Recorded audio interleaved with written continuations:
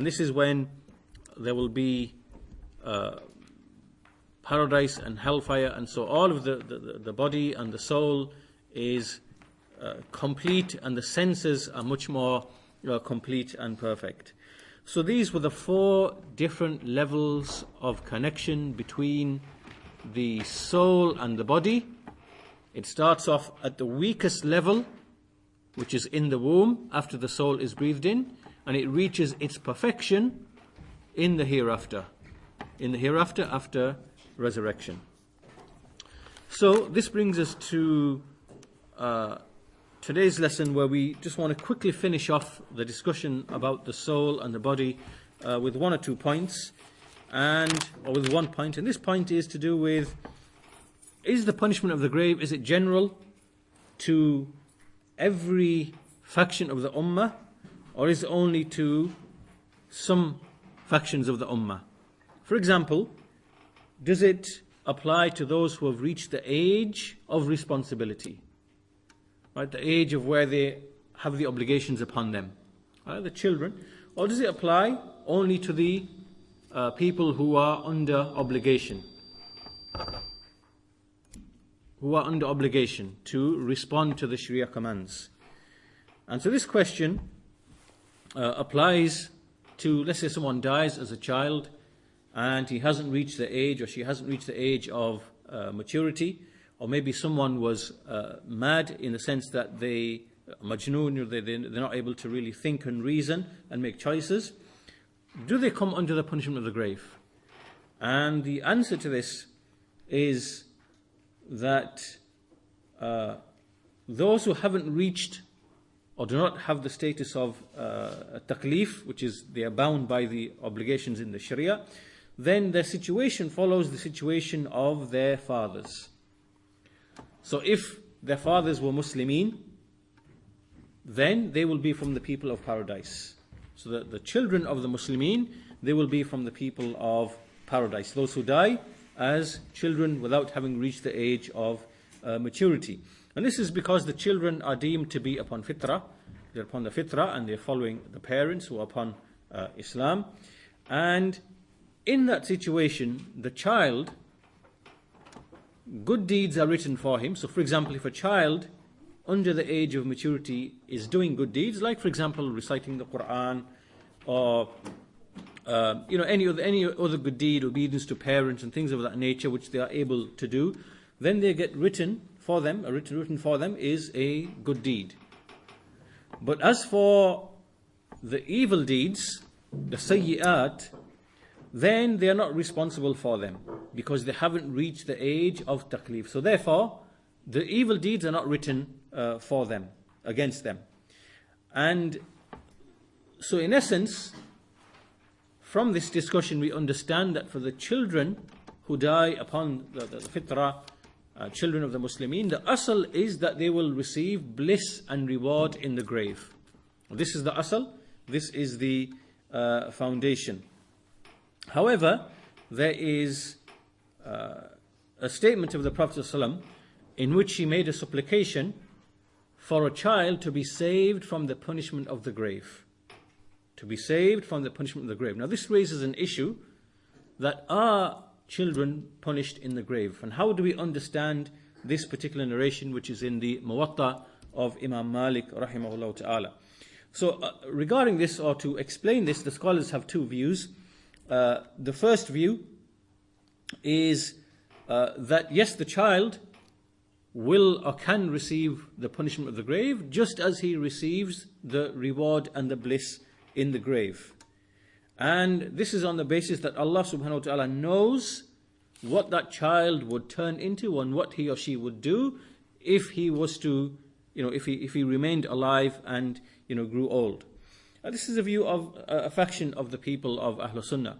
However, the second view and the most correct view is that the punishment referred to in that hadith is not the punishment of the grave as we commonly understand. It's not for punishment for sins, because as we've already established, this is a principle, a firmly established principle, that the young child who dies before maturity, or the mad person the person who does not have the ability to think and reason, then evil deeds have not been written against them to begin with. Why? Because they are not mukallaf, they are not under taklif, they are not obligated to abide by the Sharia obligations. Right? Because this is a principle in the Sharia. So therefore, when they die, there is no evil deeds written against them to begin with, such that they should be punished in the grave for those deeds. However, and this is a firmly established principle in the Sharia, because the pen is raised, as you know, from the young person, the person who is asleep, and the person who is, who is mad. So what does this mean then? What is the meaning of this supplication made by the Prophet ﷺ? What is meant is that when we speak about the word adhab, the word adhab can apply to many different things. And from those things is that when a person initially goes to the grave compresses. The grave compresses, and this applies to everybody. And this also is a type of punishment. But it is not the punishment that relates to the punishment of the sins and the transgressions and so on and so forth. And this type of punishment obviously is not something that is permanent and is there all the time once a person has entered the grave. Rather, it is only temporary when a person has entered the grave. So it's one of the types of adhab, one of the types of punishment that a person faces and meets when he is in the grave. So this is how they explain this hadith. And so the answer to this is that the children, they are rewarded in the grave, but they are not punished in the grave. And they may receive that punishment which is general, which is the compression of the grave, which nobody can escape. And this is not to be treated to be the same as the other punishment of the grave, which is on account of sins and transgressions for people who reach the age of maturity. So this is the correct view, and this now leads us to the next issue and the next statement in At-Tahawiy's creed, and this is when he says, وَنُؤْمِنُ بِسُؤَالِ مُنْكَرٍ وَنَكِيرٍ فِي قَبْرِهِ عَنْ رَبِّهِ وَدِينِهِ وَنَبِيِّهِ. That we believe in the questioning of Munkar and Nakir in his grave regarding his Lord and his religion and his Prophet. So here there is mention of Munkar and Nakir. And they are two angels who will come to the dead and they will ask him about his Lord and his religion and his Prophet. And these two, the mention of these two angels, the specific names, there are some scholars say that the names are not firmly established, that it is Munkar and Nakir. But there are some hadith, some which reach the level of Hasan, some which reach the level of being Sahih, that specifically mention their names, that they are Munkar and Nakir. Now the names Munkar and Nakir, the names are such because the word Munkar means rejected, and Nakir means something that is objectionable. And the reason why they are given these names is because in their appearance there is something which is objectionable in their appearance. When a person sees them, they are very stern, they have they are severe and stern, blue-eyed, and they come in the form that a person has not seen before. So it will make him alarmed at what he sees. And so believing in the question of Munkar and Nakir and the questioning is something which has firm evidence in the Sunnah, and we find there are very, very many narrations which have come. There are so many, and so belief in all of this is an obligation. And we see that there are certain groups and factions who have rejected this belief. From them are the Mu'tazila, from them are the people of Kalam in general, amongst them are those. And likewise the philosophers. They reject the punishment of the grave and they say that this is not correct. They deny all of the evidences and then they start interpreting some of the evidences, explaining them away, making ta'wil of some of the texts. And we should look at the reasoning behind that in a short while. But at this point, the people of the Sunnah and Jama'ah, they believe in the punishment of the grave, and they make a specific point of mentioning it because, number one, it is from the affairs of the unseen. Number two, the evidences have clearly indicated to it. And number three, because of the existence of these sects who deny these affairs, who deny the punishment of the grave. And so for all of these three reasons, we find that this is something that is repeatedly mentioned in all the books of the creed of the Salaf. So from the issues that are related to this, from the issues, the Masail then, is first of all, the questioning relates to three things. This is the first mas'ala, the first issue. The questioning relates to three affairs: his Lord, his religion, and his Prophet. And the righteous person who is upon Tawheed and who earned good deeds from his Iman, then Allah subhanahu wa ta'ala will inspire him to speak with a firm statement. He will make a firm statement and he will say, Rabbi Allah, my Lord is Allah, wa dini Islam, wa nabiyyi Muhammad. My religion is Islam and my Prophet is Muhammad sallallahu alaihi wasallam. As for the fajir, the sinful and munafiq and the hypocrite, he will say, he will exclaim, he will say, he will, exclaim and say, I don't know. I heard the people say something, I said it. And so his answer will not be firm. Either he doesn't know the answer, or he is wavering in his answer. Either he says, I don't know, or he says, well, the people said this and so I said this. Because he will not be inspired by Allah to speak with a firm statement. And this question, Man Rabbuk, who is your Lord? Notice here that the question is Man Rabbuk, not Man Ilahuk. Man Rabbuk, Rabb, who is your Rabb? And this is because the word Rabb, it can also mean Ilah. Al-Rububiyyah can also mean Uluhiyyah. When Rabb is mentioned on its own in the Quran, it also includes Ilah, it also includes Uluhiyyah.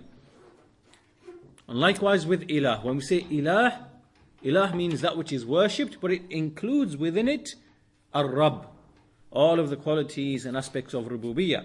And likewise the other way around. When we say Ar-Rabb, the Lord, the Creator, the Provider, the Owner, it means Ar-Rabb, but it also incorporates and implies within it Uluhiyyah, meaning He is deserving of worship because He is the Rabb, He is the Creator, the Provider, the Sustainer, and so on and so forth.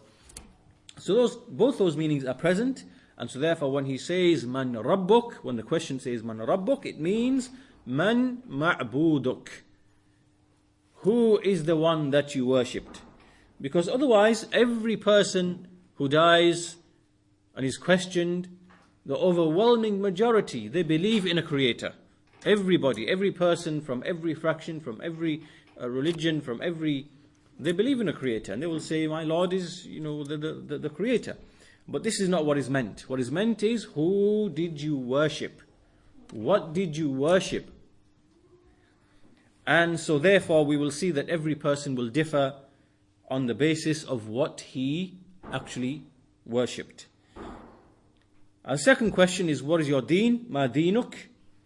And the deen of Islam is worshipping Allah alone without any partners. So a person will answer with Islam if that was indeed truly his religion. And if he was a worshipper of something else, of idols or some other things, then he will answer with what he used to worship Allah with his deen, whatever his deen was. And likewise, we will see the third question, whom he followed, who is this man? In this case, it is the Prophet ﷺ. And so whoever he followed, whoever he was a follower of, he will answer on the basis of that. Now, this is the first issue. The second issue then is this question only for this ummah, or does it apply to every single ummah? Will every single nation be asked these questions? Who is your Lord? What is your deen? And who was this man who was sent amongst you? And the correct answer, to briefly deal with this issue, the correct answer is that this actually is for every nation, every nation, the dead from every nation which has passed, they will be asked these questions: who is your Lord? What is your religion? Who is this man sent amongst you? Meaning, who was the prophet that was sent to you? The respective prophet that was sent to each nation. The third issue is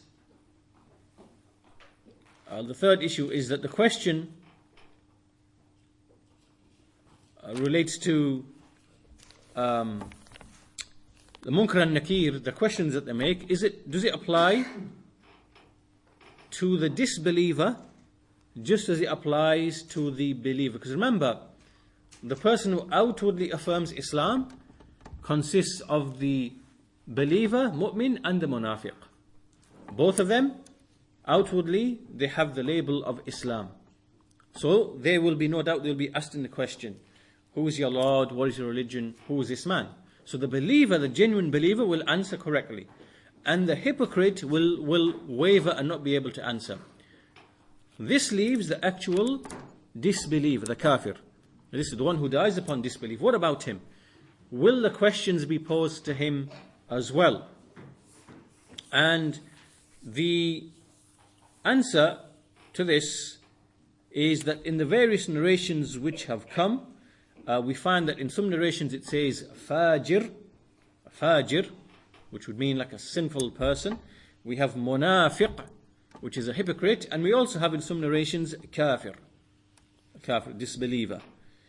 And so all of them are present, and so therefore it means that every faction and every person will be asked this question. It is not unique only to the people who ascribe to Islam outwardly, at least in the life of this world.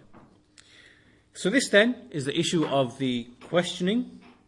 This leads us to the next statement of Imam al-Tahawi rahimahullah ta'ala, and this is وَالْقَبَرُ رَوْضَةٌ مِنْ رِيَاضِ الْجَنَّةِ أَوْ حُفْرَةٌ مِنْ حُفَرِ النِّيرَانِ, which means that the grave is either a paradise, either a garden from the gardens of paradise, or it is a pit from the pits of hellfire. So this now is another belief on top of the punishment of the grave and on top of the questioning of the grave, in the grave. This now is another belief, which is that the grave itself is either a garden for the deceased or it is a pit for the deceased. And the reason why this has been specifically mentioned and made a point of belief is because of the rationalists, the people who believe that the intellect and reason is the ultimate foundation of everything, of all knowledge, is that they say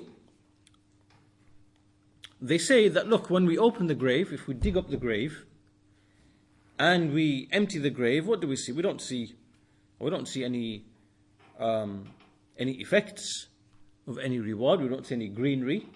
We don't see any fruits. We don't see anything like that. And likewise, if we were to dig up the grave, we don't see any effects, burning effects. We don't see any fire. We don't see any charcoal. We don't see any. There's nothing that we can see that indicates anything of punishment. And so, we see, we don't see any effect at all. So what they are doing here now, this is a crucial point to understand, which is that in raising this objection, what they've really done is that they've tried to understand the unseen in light of what is seen. Right? So what they see and observe, so we see fire, we see bliss, we see things that we can physically see, and we use that to make an analogy for that which we cannot see, and then they assume that the two have to be like for like. They have to work in exactly the same way.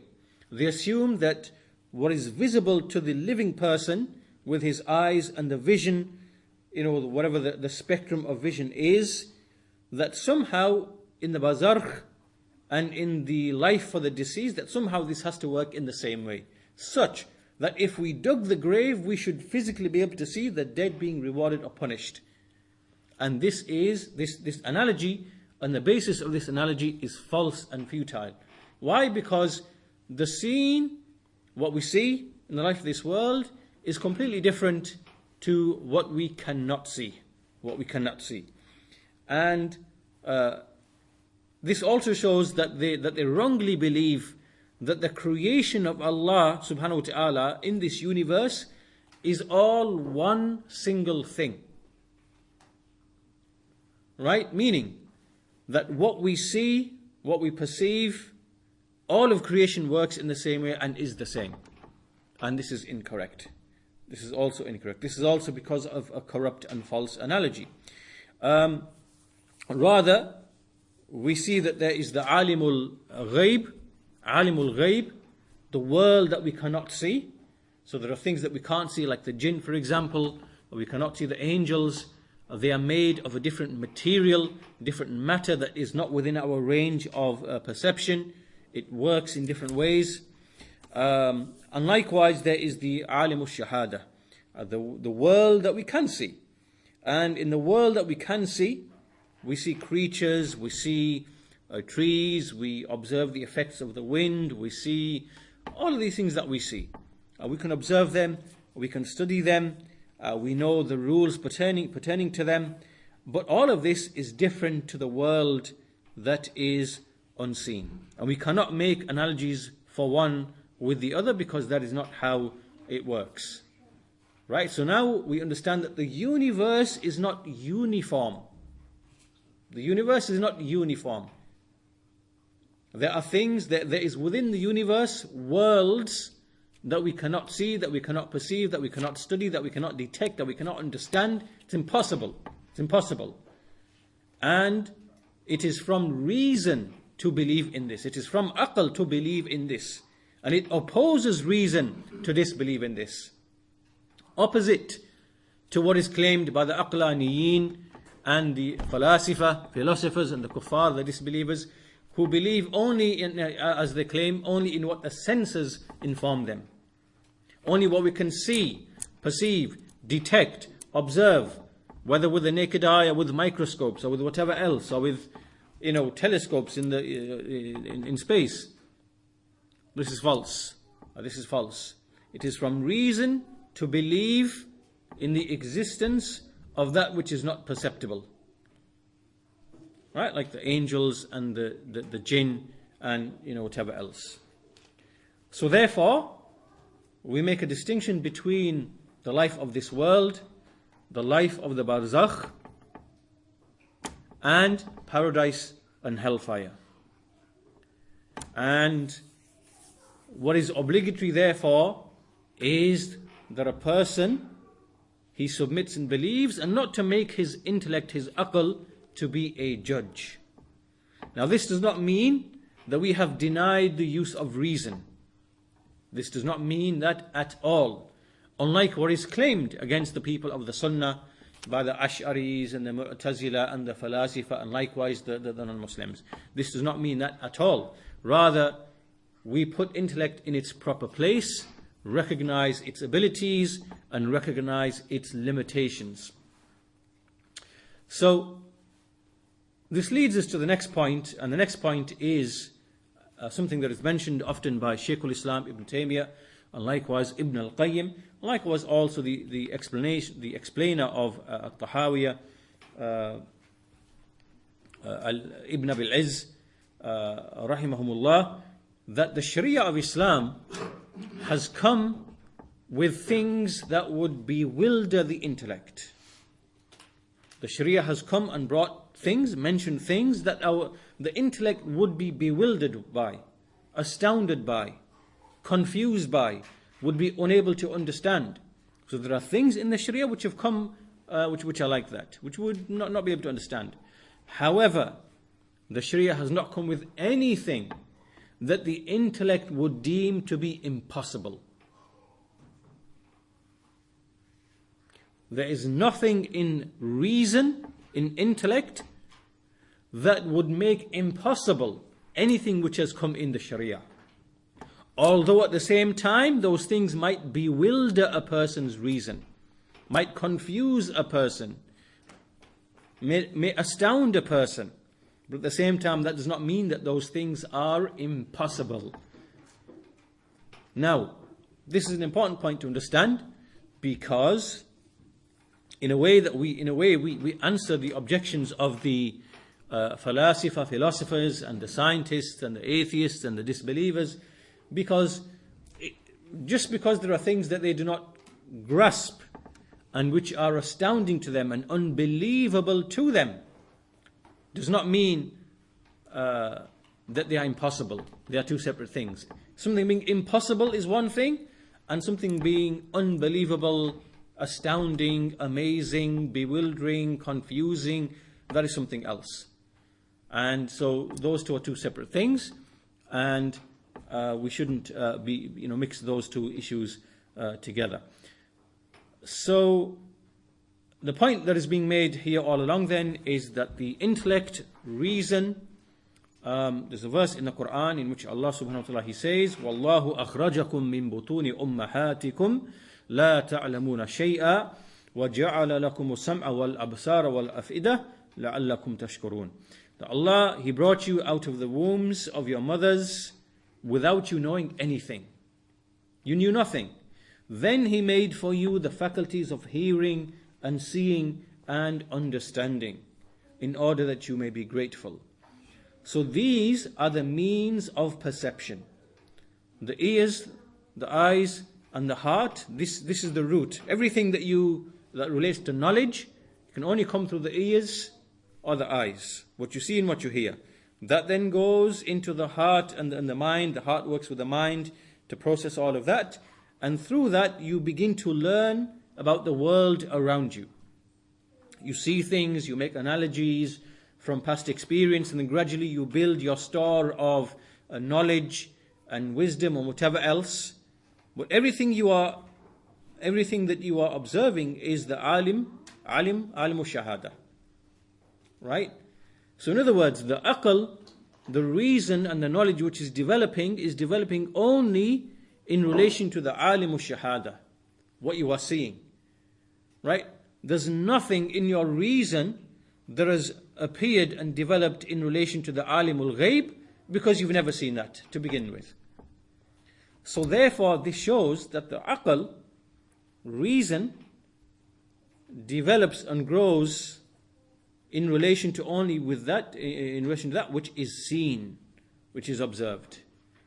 Right? And so therefore we can make guesses and analogies for things that can be observed that we have not yet observed. Right?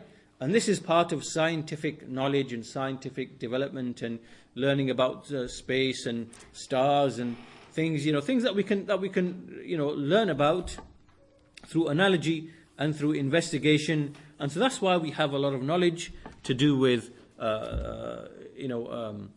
astronomy and stars and space and eclipses and orbits and all of these things. Likewise on Earth, all of the different sciences. This is how we have arrived at knowledge of these things, that we understand some of the basic principles within creation. We can make analogies. Upon those analogies, we can make hypotheses and we can do experiments, and then this is how it all works. Right? So here reason can be employed to better understand and grasp those areas.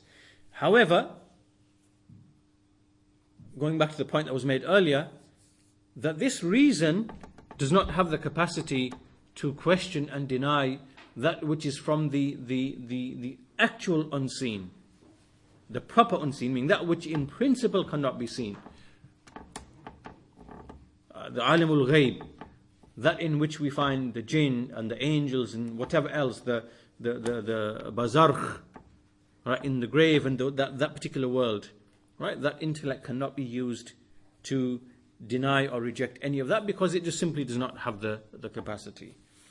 So for that reason, we find that the scholars like Shaykh Saalih Ibn Taymiyyah, they wrote books just built upon this principle, this principle that there is no conflict between reason, between aql, and between naql. Naql meaning transmission, which is the Quran and the Sunnah. Naql, what has come through transmission, and aql meaning that which is reason. Right? So built upon this principle, he wrote a book which is called Dar' Ta'arud al-Aql wal-Naql, repelling the alleged conflict between reason and revelation. And he wrote this as a refutation of the philosophers and the people of Kalam who claim that there is a conflict between reason and revelation, and then they applied it to the issue of Allah's names and His attributes. And it also applies to other areas as well, like the areas that we are discussing, the belief of in the unseen, like the punishment of the grave, and so on and so forth. So he wrote that book upon that very principle. So, and he refuted the Mu'tazila, the rationalists, the Falasifa, and other than them. So once we have cleared this principle, once we made that very clear, then we have no doubt. We have no doubt in what is being said, that the qabr, the grave, is either a rawdah, a garden from the gardens of paradise, or it is a hufra, a pit from the pits of hellfire. Because all of this is from the world of the unseen, for which we have no, knowledge, and we're unable to see and observe and study. Now, something that also tells us, something in the life of this world that tells us and indicates this to us, is if you're next to a person who is sleeping, that person in his sleep, in his dream, is either experiencing bliss and pleasure, or is experiencing harm and pain. And you do not know what's happening to that person. And you might even hear that person screaming out, asking for help. Meaning you would physically hear from this person who's next to you sleeping, making noises and saying something because of what they're experiencing in their dreams, what the soul is experiencing. And this shows that this person is in a world that is not the normal world. It's not the normal world. And they're experiencing things. Physically they're experiencing, because clearly if they are seeing something in their dreams and it's affecting the body while they're asleep, and the senses are functioning and they are speaking and they are asking for help, for example, this clearly shows that there's a connection between that state of sleep, which is kind of like a minor type of death, a minor type of the barzakh. In a way, it's like it resembles that type of life, and connection to the physical body. Right? That is actually one of the evidences that Ibn al-Qayyim mentions of the plausibility of the connection between the soul and the body in the grave. Because while you are alive, in other words, while you are asleep, and we see that connection clearly, then likewise that connection can exist in the grave as well. So, therefore, in conclusion, what is obligatory in these affairs is to make taslim, is to submit in these unseen affairs and believe just as the evidences have indicated. And that we do not start making analogies with the intellect for the world which is unseen. And we don't start making objections with aql, with reason, against the sharia, because that is founded upon a false principle. The aql doesn't have that capacity to do that to begin with. And it should simply, the intellect should acknowledge that it is limited.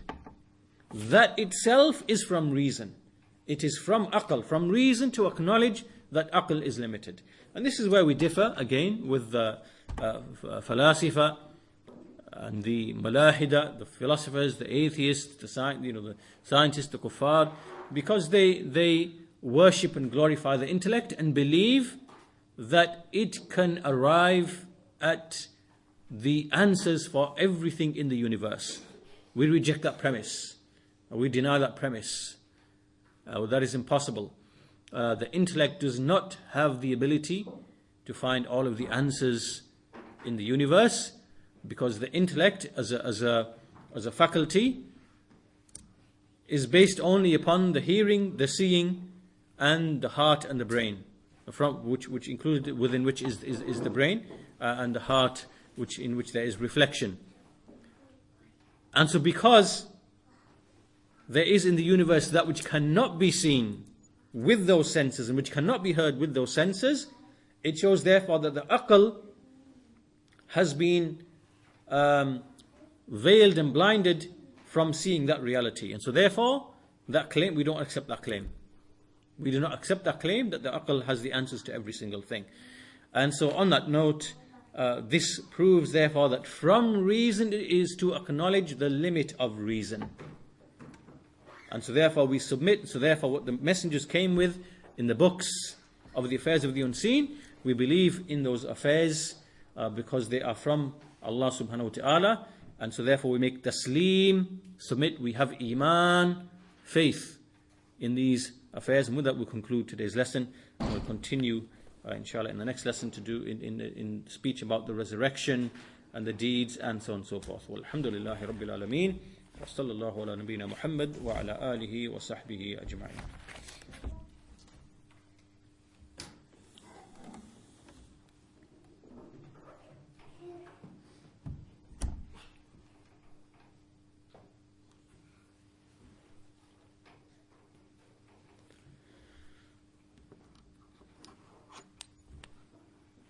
Is there a reference? You give a